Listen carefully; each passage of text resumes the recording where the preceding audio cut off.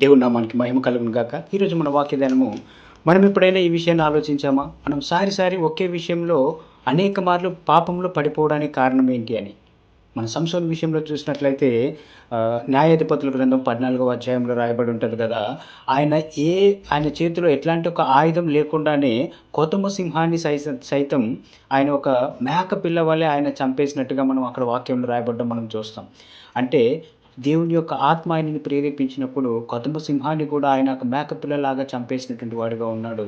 అది కొన్ని వచనాల కిందకెళ్ళిన తర్వాత మళ్ళీ అదే దారి గుండా కొన్ని సంవత్సరముల తర్వాత అదే దారి గుండా మళ్ళీ ఆయన ప్రయాణం చేయాల్సొచ్చినప్పుడు ఆయన ఏం చేస్తాడంటే తిరిగి చూస్తాడు.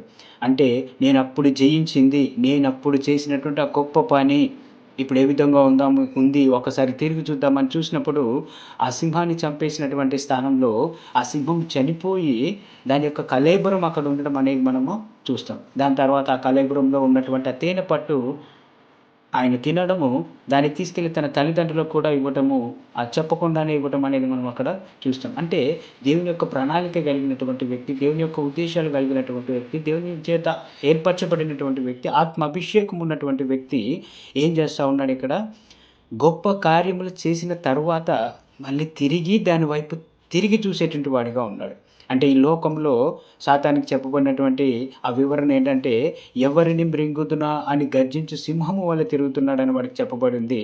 అట్లాంటి దాన్ని జయించినప్పటికీ కూడా మళ్ళీ ఆయన ఏం చేస్తున్నాడు, తిరిగి చూస్తా ఉన్నాడు. మనం యవనస్తులుగా ఉంటున్నటువంటి మనం అనేక సార్లు విడిచిపెట్టిన దాన్ని, జయించిన దానిని తిరిగి చూసే విషయాన్ని బట్టి మళ్ళీ దాంట్లోనే పడిపోయేటువంటి వారిగా మనం ఉంటున్నాం.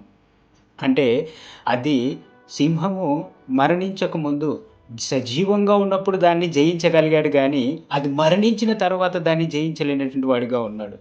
సో, మనము సంసోన్ని బట్టి జ్ఞాపకం చేసుకుందాం. ఏ విషయాలు బట్టి మనము ఊడిపోయేటువంటి వారిగా ఉంటున్నాం. అది సజీవంగా ఉన్నప్పుడు దానిపైన జయం కలిగినటువంటి మనము, అది నిర్జీవం స్థితిలో ఉన్నప్పుడు మళ్ళీ దాన్ని తిరిగి చూడటాన్ని బట్టి లోకాకర్షణలకు గురైపోయి మళ్ళీ పడిపోయేటువంటి వారిగా ఉంటున్నాం. ఈ వాక్యాన్ని బట్టి మనము హెచ్చరిక పొందుదాం కదా!